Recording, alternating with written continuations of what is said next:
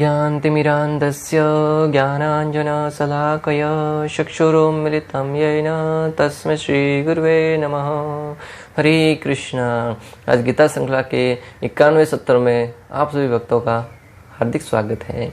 आज हम श्रीमद् भगवद गीता के दूसरे अध्याय के श्लोक क्रमांक 63 का अध्ययन करेंगे।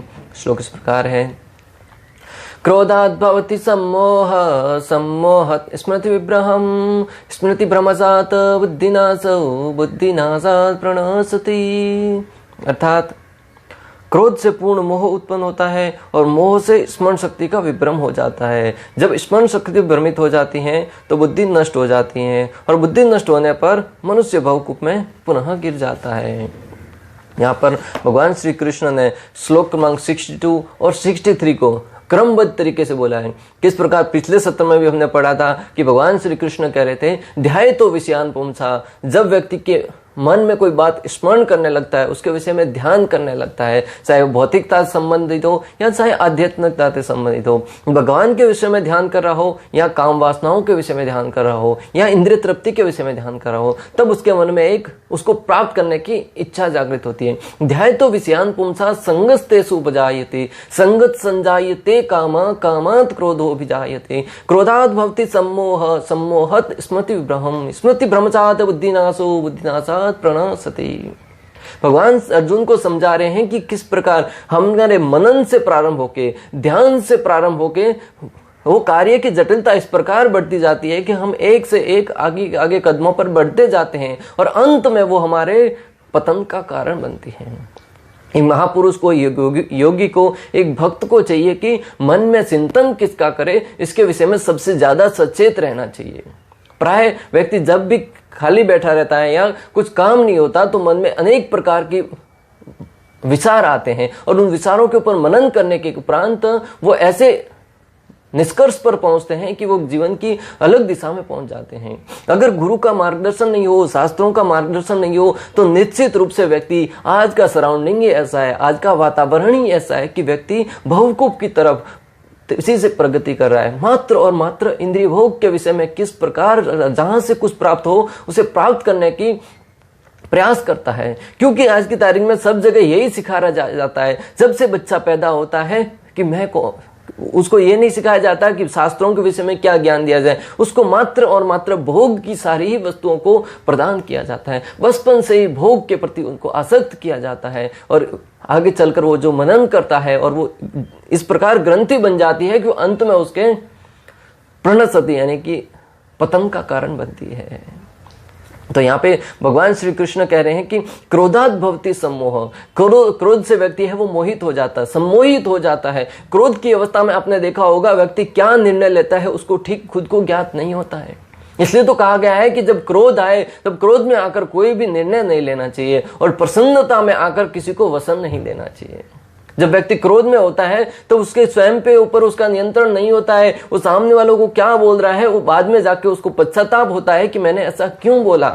इसलिए तो आचार्यगण कहते हैं कि जब क्रोध की अवस्था हो तब व्यक्ति को शांत हो जाना चाहिए और जब प्रसन्नता की अनुभूति हो, जब परम प्रसन्न हो तभी वसन किसी को नहीं देना चाहिए। शास्त्रों में दृष्टांत भरे पड़े हैं भक्तों। जब दशरथ महाराज प्रसन्न थे, उन्होंने कैकेयी को वरदान दे दिया कि तो जो तुम्हें मांगना है वो वरदान मांग लो। कैकेयी ने कहा कि मैं बाद में मांगूंगी। और आप सब जानते हैं, कथा से भली भांति ही परिचित है कि आगे चलकर वही दशरथ महाराज के जो वचन थे वो भगवान श्री रामचंद्र के वनवास जाने के कारण बने और दशरथ महाराज के इस धरती को छोड़कर परलोक को जाने का कारण बने। इसलिए भक्तों इन बातों को जीवन में उतार कर अपने जीवन में पालन करना चाहिए। विशेष रूप से भगवान कह रहे हैं कि क्रोधात् भवति सम्मोह। क्रोध में आकर कोई भी निर्णय नहीं लेना चाहिए। सम्मोहत स्मृति भ्रम। और जब व्यक्ति क्रोध में पूर्ण रूप से मोहित हो जाता है तो उसकी स्मृति का पतन हो जाता है, स्मृति चली जाती है। बड़े से बड़ा बुद्धिमान व्यक्ति क्रोध में आकर ऐसे ऐसे निर्णय ले लेता है कि लोग उसके ऊपर आश्चर्य करने लगते कि इस व्यक्ति ने ऐसा कार्य कैसे किया होगा। स्मृति भ्रमसात् बुद्धि नाश हो। और जब स्मृति का पतन हो जाता है तो बुद्धि का नाश हो जाता है। बुद्धि नाशात् प्रणश्यति। और जब बुद्धि का नाश हो जाता है तो व्यक्ति पागल ही माना जाएगा एक तरीके से देखा जाए शास्त्रों की दृष्टि से और उस अवस्था में उसका पतन होना निश्चित है। बुद्धि का नाश होना अर्थात हमारी जो चेतना है उसको पूर्ण रूप से ध्यान है कि हम कौन है और कहां से आए हैं, हमें क्या कार्य करना है। परंतु जब बुद्धि का नाश हो जाता तो व्यक्ति इन सब बातों के ऊपर ध्यान देने की बजाय मात्र और मात्र इंद्रिय भोग में लगा रहता है, अपनी काम वासनाओं को तुष्ट करने में लगा रहता है और उस अवस्था में उसका पतन होना निश्चित है। कृष्ण भावनामृत के विकास से मनुष्य जान सकता है कि प्रत्येक वस्तु का उपयोग भगवान की सेवा के लिए ही किया जा सकता है। कृष्ण भावनामृत के विकास से व्यक्ति ये भली भांति जान सकता है कि हर एक वस्तु है, भले हमारी इंद्रियां हैं, भोग की वस्तु है, जहां से धन है, पैसा है, गाड़ी है, बंगला है, जहां से जो प्राप्त हो रहा है उसका उपयोग भगवान की सेवा में किया जाए। यह है युक्त वैराग्य। श्रील प्रभुपाद तात्पर्य में लिखते हैं कि एक होता है फल्गु वैराग्य, एक होता है युक्त वैराग्य। फल्गु वैराग्य यानी कि लोग हर एक वस्तु से घृणा करने लगते हैं कि ये तो नश्वर है। पैसा आते हैं दूर से उनको पैसों को दूर धकेल देते हैं, पैसों की तरफ देखते भी नहीं है। जहां से जो भौतिकता से संबंधित हर एक वस्तु का परित्याग करने का प्रयास करते हैं, परंतु श्रील प्रभुपाद उसको कहते हैं फल्गु वैराग्य। वह वैराग्य लंबा नहीं टिकता है। कुछ समय के उपरांत वही लोग जो पैसों से इतनी घृणा कर रहे थे, जो राजनीति से इतनी घृणा कर रहे थे, जो हर एक भौतिक वस्तु से द्वेष कर रहे थे, कुछ समय के उपरांत उसमें पूर्ण रूप से लिप्त पाए जाते हैं। चाहे वो राजनीति हो, चाहे धन हो, पैसा हो, पद हो, हर एक वस्तु में लिप्त पाए जाते हैं। क्यों? क्योंकि उन्होंने उन वस्तुओं का उपयोग भगवान की सेवा में करने की बजाय उनका परित्याग करने का प्रयास किया। श्रील प्रभुपाद सन्यासी होते हुए भी जब उनको कोई धन देने आता था ना, तब वो धन को बड़ी ही आतुरता के साथ स्वीकार करते थे। कोई फोटो लेना चाहे तो कहते थे हाँ लीजिए फोटो धन के साथ मेरा, मैं धन इसको प्राप्त करना चाहता हूं, परंतु मेरा उद्देश्य क्या है, उस धन का उपयोग भगवान की सेवा में करूंगा, हाँ भक्तों को प्रसाद खिलाने में लगाऊंगा, भगवान श्री कृष्ण के लिए मंदिरों का निर्माण करेंगे।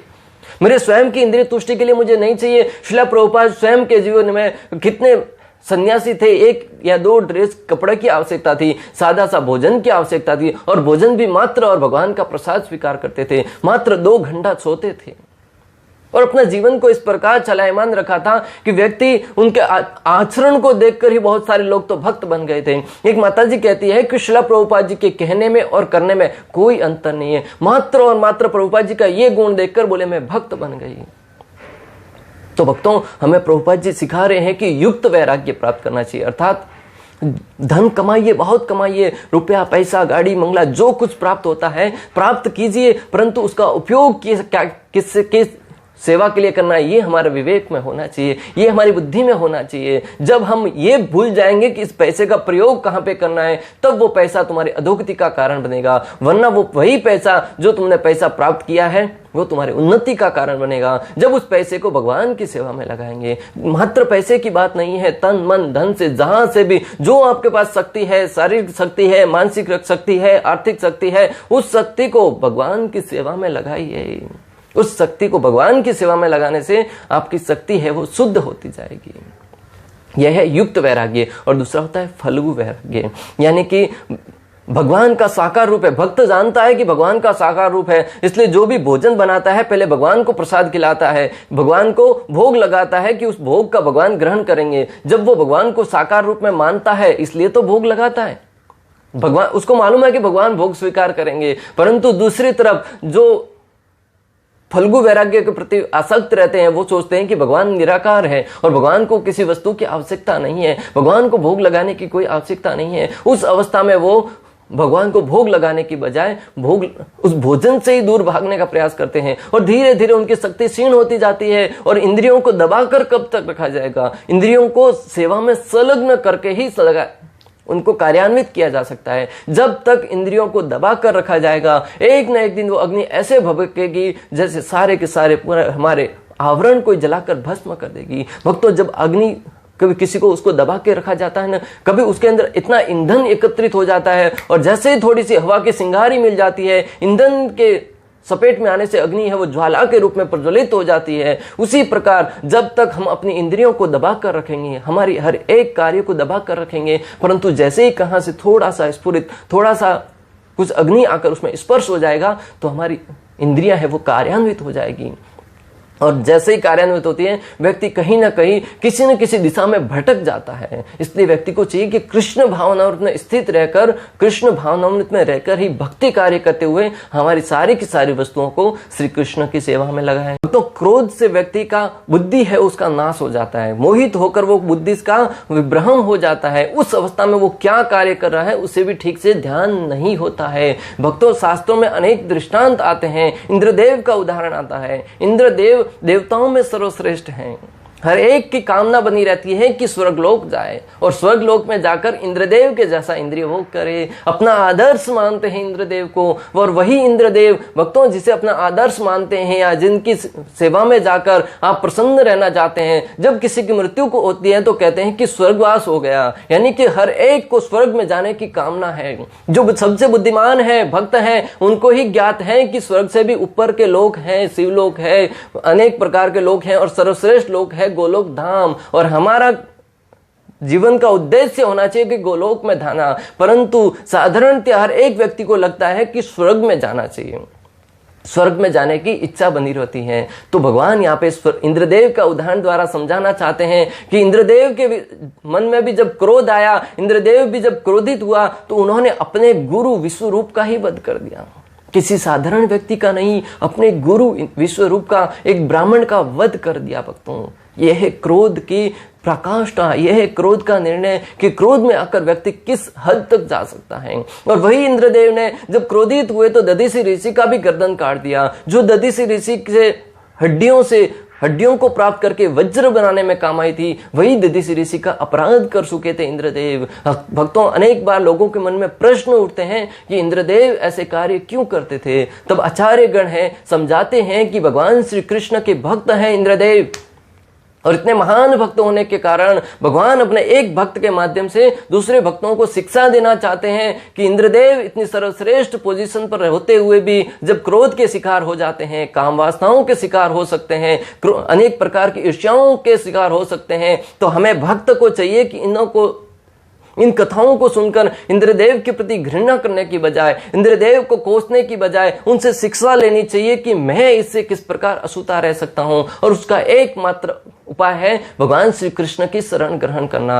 भगवान के सानिध्य में रहकर, भगवान के नाम का जप करते हुए, भगवान के नाम का आश्रय लेते हुए, भगवान की लीलाओं को सुनते हुए जब व्यक्ति पूर्ण रूप से भक्ति में लगा रहेगा ना, तब वह व्यक्ति निश्चित रूप से सफलताओं को प्राप्त करेगा। भक्तों, कृष्ण भावना भावी व्यक्ति जानता है कि प्रत्येक वस्तु का उपयोग किस प्रकार भगवान की सेवा में करना है, और उस अवस्था में जानने के कारण वो हर एक वस्तु का प्रयोग भगवान की सेवा में करता है। श्रील प्रभुपाद का बहुत ही सुंदर दृष्टांत द्वारा हमने समझा कि जो भी धन प्राप्त हो रहा है उसका प्रयोग भगवान की सेवा में कीजिएगा, तब आप कर्म बंधन से मुक्त होते जाएंगे। और जब युक्त वैराग्य के तहत आप हर एक वस्तु का प्रयोग भगवान की सेवा में करते रहेंगे, तब निश्चित रूप से आप भक्ति में प्रगति करते रहेंगे।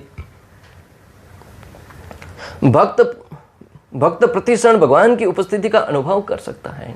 भक्त है वो प्रतिक्षण भगवान की उपस्थिति का अनुभव कर सकता है, चाहे वो शास्त्रों के रूप में हो, चाहे भगवान के नाम के रूप में हो, चाहे भगवान की लीलाओं के रूप में हो। अनेक बार लोगों के मन में प्रश्न उठते हैं कि अर्जुन है वो कितना भाग्यशाली था कि स्वयं श्री कृष्ण उसके समक्ष उपस्थित थे उसे भगवत गीता सुनाने के लिए।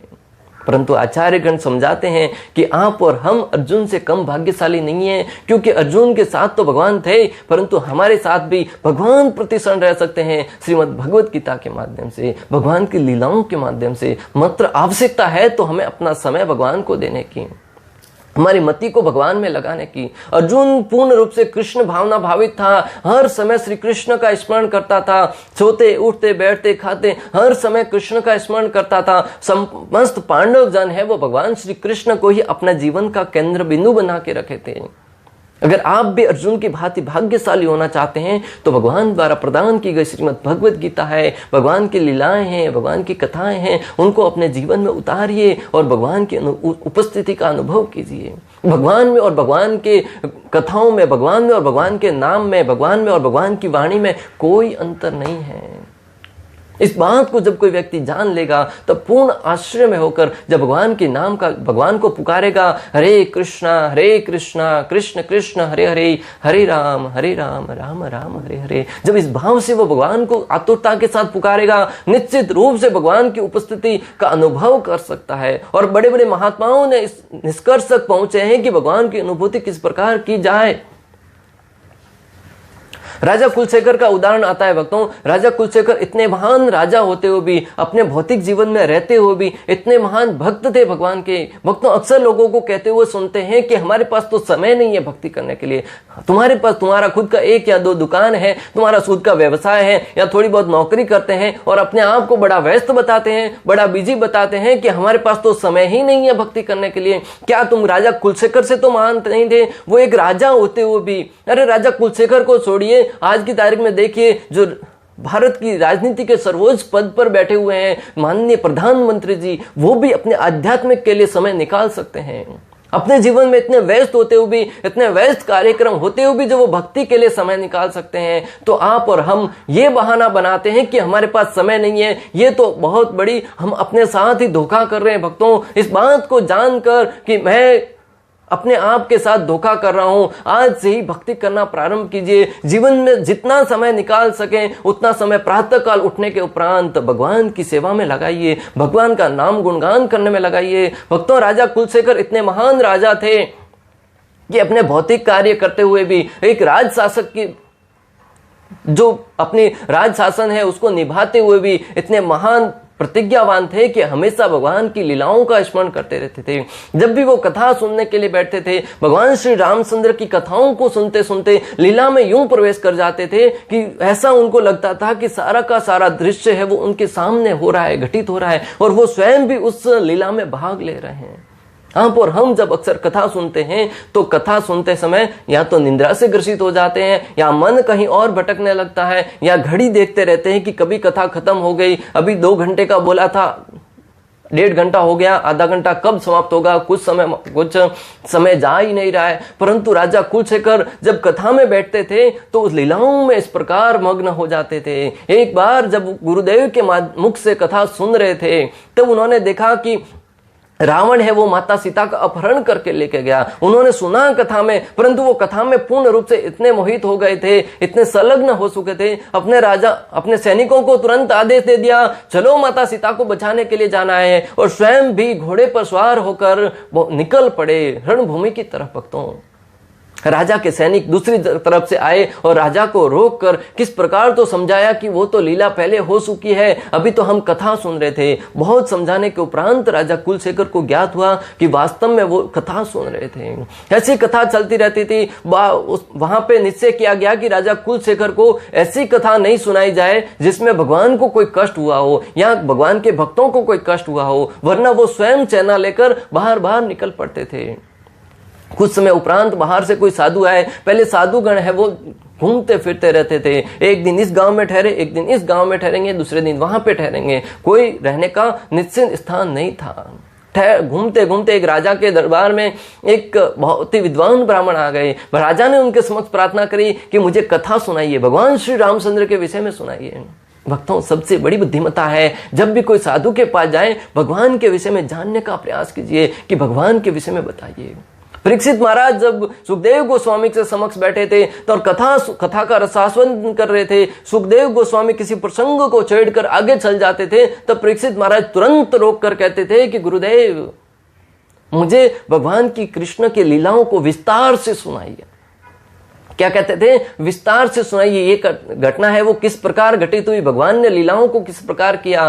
तो सुखदेव गोस्वामी को और आनंद आता था उस कथा को बताने में, क्योंकि परीक्षित महाराज के अंदर जिज्ञासा थी कथा को जानने की।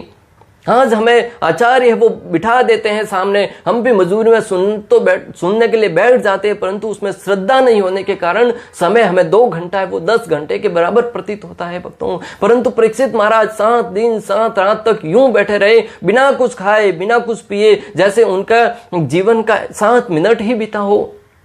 ये किस प्रकार संभव होता है कि हमारी जिज्ञासा उसमें कितनी है, आतुरता कितनी है। हम मूवी देखने जाते हैं तब 3 घंटा बीत जाता है, मालूम ही नहीं पड़ता, और अंत में सोचते कि बस खत्म हो गई। क्योंकि हमारी उसमें इतनी जिज्ञासा है, उसे देखने की आतुरता है। उसी आतुरता को अगर भगवान की लीलाओं को सुनने में, भगवान की लीलाओं को देखने में आतुरता बनाएंगे, तब निश्चित रूप से आपके जीवन का कल्याण होगा। सही मायने में भक्तों, राजा कुलशेखर ने उस ब्राह्मण के सामने प्रार्थना करी कि मुझे कथा सुनाइए। ब्राह्मण को पता नहीं था कि इस राज्य में राजा का क्या नियम है या वो किस प्रकार लीला में मोहित हो जाते हैं। राजा कुलशेखर ने रावण और राम जी के बीच में जो युद्ध हो रहा था उसके विषय में वार्तालाप सुनाया। लक्ष्मण जी जैसे ही मूर्छित होने के बाद प्रसंग आया भक्तों, जब तुरंत राजा अपने स्थान से खड़े हुए और सबसे कहा सैनिकों को आदेश देते हुए कि चलो हमें लक्ष्मण जी की सहायता करने के लिए जाना चाहिए, तुरंत अपना घोड़ा लेकर निकल पड़े। भक्तों समुद्र के किनारे पर जाकर रुक गए। वहां पे समुद्र देव से प्रार्थना करने लगे कि मुझे जाने दो। सैनिकों ने अनेक प्रकार से राजा कुलशेखर को समझाने का प्रयास किया कि हे राजन, वो कथा है, आप वास्तव में प्रभु श्री रामचंद्र के भाई लक्ष्मण जी को कुछ नहीं हुआ है। परंतु वो तुरंत समुद्र में छलांग लगा दिए और वहां से तैरते हुए आगे बढ़ने लगे। भक्तों ने, उनके सैनिक थे, उन्होंने सोचा कि अभी तो मात्र प्रभु श्री रामचंद्र ही बचा सकते हैं। उन्होंने भगवान से प्रार्थना करना प्रारंभ किया, हे भगवान, आपके भक्त की लाज बचाइए, हम पर कृपा कीजिए, हम पर कृपा कीजिए, आप बड़े दयालु हैं, आपका भक्त है, आपकी लीलाओं में प्रवेश करते हुए इतना दूर तक चले गया है कि अगर आपने उनकी रक्षा नहीं करी तो समुद्र में वो अपने प्राणों को त्याग देंगे। भगवान श्री रामचंद्र तुरंत वहां पर प्रकट हुए और अपने भक्त को अपने पास बुलाया। राजा कुलशेखर को दर्शन देते हुए कहा कि मैं और मेरा भाई है पूर्ण रूप से सुरक्षित है।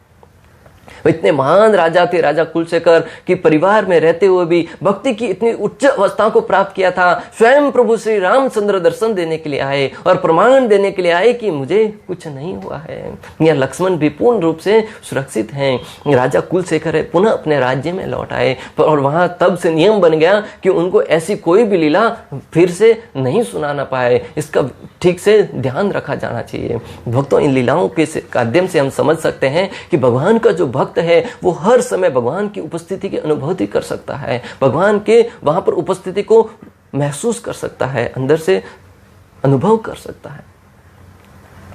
जो भक्त नहीं है वह भगवान को अर्पण किए जाने वाले भोग और अभिषेक पर प्रश्न उठाते हैं। जो भगवान के भक्त हैं वो तो बड़े प्रेम के साथ भगवान की सेवा में संलग्न होते हैं, परंतु जो भगवान के भक्त नहीं है, जो ईर्ष्यालु है, स्वयं के इंद्रिय भोग में लगे रहते हैं, वो हर समय प्रश्न उठाते हैं कि भगवान के ऊपर इतने सामग्री का, भोज्य पदार्थों का क्यों भोग लगाया जाए, क्यों अभिषेक किया जाए, ये दूध भगवान को अर्पण करने की बजाय गरीबों को क्यों न दिया जाता, उनको कौन समझाए कि इन सारी की सारी वस्तुओं के एकमात्र भोक्ता है वो भगवान है। तुम उस दूध का या फलों के जूस का गरीबों में वितरण करते भी जाएंगे, गरीबी कभी समाप्त नहीं होने वाली जब तक वो गरीब व्यक्ति अपने कर्मों के द्वारा फल के सर्वोच्च अवस्था को प्राप्त करने का प्रयास नहीं करेगा। मात्र और मात्र जब भगवान की सेवा की ही बात आती है, भगवान के ऊपर दूध चढ़ाने की बात आती है, तब ही उनको क्यों गरीबों की याद आती है। भक्तों, ये अनेक प्रकार की फिल्म बनाकर जो धर्म को बदनाम करने का प्रयास करते हैं, भगवान को जो भक्तों का आदान प्रदान है उसमें रोड़ा बनते हैं। उनसे पूछना चाहिए जो फिल्म बनाते हैं उसका कितना धन वो गरीबों में बांटते हैं। ओ माय गॉड मूवी आई, उसमें अनेक प्रकार से भगवान के ऊपर दूध चढ़ाने से, अनेक प्रकार के कार्य करने से मना करने के रूप में प्रस्तुत किया, परंतु हमें पूछना चाहिए कि उस मूवी में जो धन लगा था उसमें से धन प्राप्त किया, हजारों करोड़ कमाया, उसमें से कितना धन उन्होंने गरीबों को भोजन खिलाने में लगाया? क्या 90%, 50%? नहीं, शायद और शायद 0%। कितना? 0% धन उन्होंने गरीबों के भोजन में लगाया। जब वो स्वयं की आमदनी जो गरीबों के ऊपर पिक्चर बनाकर हमारी श्रद्धा का मूल्य, श्रद्धा के ऊपर पिक्चर बनाकर जब वो इतना धन कमाते हैं और उस धन का एक भी रुपया गरीबों के भोजन में नहीं लगाते, तो फिर उनमें क्या अधिकार है कि वो किसी की श्रद्धा पर प्रश्न उठाकर इतना धन कमाएं? और हम और आप भी इतने भावुकता में आ जाते हैं कि तुरंत उन पिक्चर को देखने के लिए चले जाते हैं।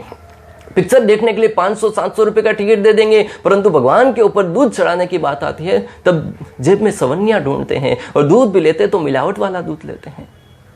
अरे दूध चढ़ाना कोई बुरा कार्य नहीं है, उस दूध को ऊपर भगवान के ऊपर अभिषेक के रूप में कीजिए, परंतु ये जो मंदिर की व्यवस्था है उसको देखना चाहिए कि उस दूध का प्रयोग किस प्रकार किया जाए। जो उनको अभिषेक किया जा रहा है उसको एक पात्र में इकट्ठा करके उसे महाप्रसाद के रूप में वितरण करना चाहिए। तो जो प्रश्न उठाने वाले व्यक्ति है ना, उसको प्रसाद के रूप में स्वीकार करेंगे, तब उनकी बुद्धि भी परिवर्तित हो जाएगी भक्तों। उसको नाली में बहाने से अच्छा है कि उसको पात्र में इकट्ठा किया जाए और उस दूध को दूसरों में प्रसाद के रूप में वितरण किया जाए। चाहे वो गरीब हो अमीर हो, हर एक व्यक्ति भगवान के सामने गरीब है, बड़ा सा बड़ा अमीर व्यक्ति भी भगवान के सामने जाकर मांगता है। एक बार एक व्यक्ति मंदिर के बाहर बैठकर भगवान से मांग रहा था, भगवान के सामने कुछ हाथ फैलाए बैठा था। जो बाहर से भक्त आ रहे थे उन्होंने देखा कि वो गरीब बैठा हुआ, उसके हाथ में कुछ धन देते गए। अमीर व्यक्ति आया, उसने भी धन दिया और अंदर गया।